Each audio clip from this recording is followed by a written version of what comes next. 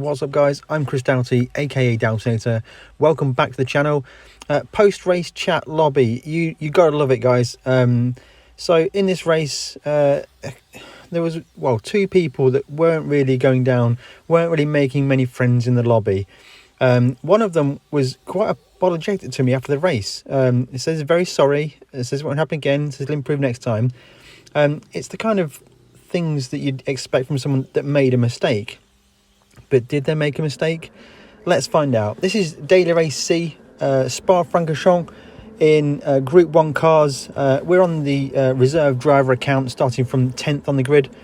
I actually did a really good quality time on my main account. At the time of setting the lap, I think it was probably about 8th in EMEA. I think it's down to about 30th now over the course of the last few days. We're going to start at the chicane. Not ideal for us, but we managed to get through okay. Now, normally when you start a little bit further down the field, you would start on the harder tyre and race through and use the soft tyres at the end of the race.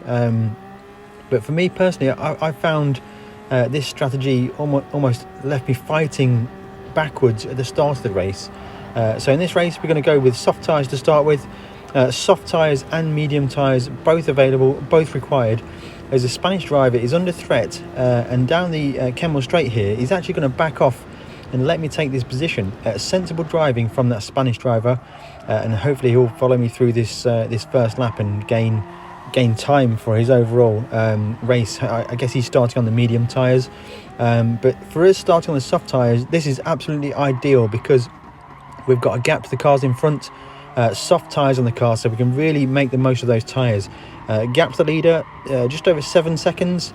We're going to monitor that gap as the race progresses, and we're going to go now into the very difficult left-handers here. Very fast corners, don't run too wide. Catching two wheels on the outside will send you straight to the outside of the track, and you're going to lose you a pile of time.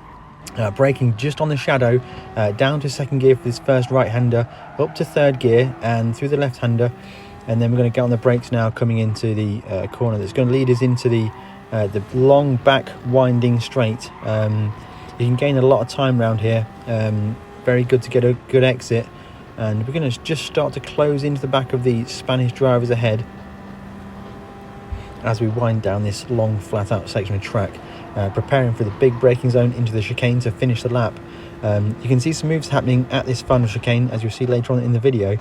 And it looks like ahead Norrie has had some kind of issue. He was the guy on pole and also was leading the race, so we'll figure out what happened to him a little bit later in the video. He's going to go into the turn 1 braking zone. I think he's a little bit too late on the brakes. He just bumped the car ahead, and we're going to get a 2 for 1 as we exit out down into the run into Eau Rouge. That's worked out perfectly for us. We've still got some clear air in front. We're on the soft tyres, we're making the most of those right now. The gap to the leaders, it looks like down to 6 seconds. Driver ahead with a penalty. I'm not sure if we're going to clear him or not when the penalty gets taken, and he's slowing down. It looks like we're going to clear him by a mile. Closing in behind us, the driver behind is going to look for the move. We're going to close off the door, deny that move from happening, and we're going to continue to race forwards. Absolutely ideal start of the race for us now. Clear track ahead, so we're going to skip forward. End of lap 3. Absolute chaos kicking off in the last bus stop chicane, and we're going to gain a position from there up to 5th position. Red Rooster in 4th position ahead of us, and it looks like he's in a bit of an alternate car choice. So he's in the, it looks like the Peugeot 908. Absolutely unbelievable top speed on that car there. So we're going to close in using our hybrid power.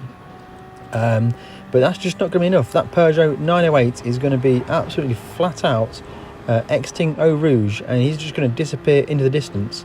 It looks like a penalty for one of the drivers ahead. I'm not sure if we're going to be able to clear him or not as we come to the... he's just served his penalty. It's just going to allow us to close in, but we're not going to be able to get that move done. This chicane is probably one of my more favourite parts of the track. It's just such a good to turn in from a high speed, trail brake into the apex, and then weave your way through the corner and get a nice fast exit. Red Rooster will be slightly suffering with his lack of hybrid power in this section of the track, but we get a little bit of swaz on there. Maybe our tyres are starting to suffer a little bit, but we got a lot of power. We're thinking about move. It's not quite going to happen. If you are enjoying this video so far, smash that like button, consider subscribing. Every subscription's always welcome. Really appreciate it. We are getting our way to 650 subscribers, which is a significant amount. Really appreciate all you guys. If you are also interested in Race Asylum is a Discord group helping you get faster in GT Sport. There'll be a link in the description below. As we continue racing, we are in the slipstream of Red Rooster ahead, but that 908 has got ultimate top speed, and we're going to not able to keep with him at all. We're just going to completely check out, and we are left without any slipstream. Closing in now on the big stop at the end of the track. We are on the brakes now, just slowing the car down. Bit of side by side from drivers ahead. It looks like an interaction there. Some kind of incident has happened. We're going to take those two positions. Spanish Civil War, it seems, and a penalty for one of the drivers. So we're going to look to close into the back of Red Rooster. Well, he just let us go. I don't understand that, but we'll take it. So now we've been released. Only one driver ahead, driver from UAE, and we're going to come end of the 5th lap. Leader to the pit. We're going to go alternate, so we're going to go one lap more and try and get one extra lap out of these soft tyres. Now they are fading, but they still felt okay. But looking at the leaderboard feed, everyone's going into the pits. It's this kind of moment where you think, I've made a mistake here. Hopefully these tyres are going to last me till the end of this lap. We're going to see what we can do, but yeah, look at the leaderboard. I've made a mistake here. I've stayed out too long on these tyres, and we're going to skip forward now to the end of that lap as we enter the pits in the Race Asylum LMP1 car, the Toyota TS050. Superb race car this is. It's very easy to drive. You don't have to worry about the hybrid. It stays nicely recharged. Maybe not the fastest race car, but it certainly is the nicest car to drive. So we're going to exit the pits in third place. Red Rooster has done us on the pit stops. The UAE driver still has a significant lead, but Red Rooster's managed to jump us in the pit stops.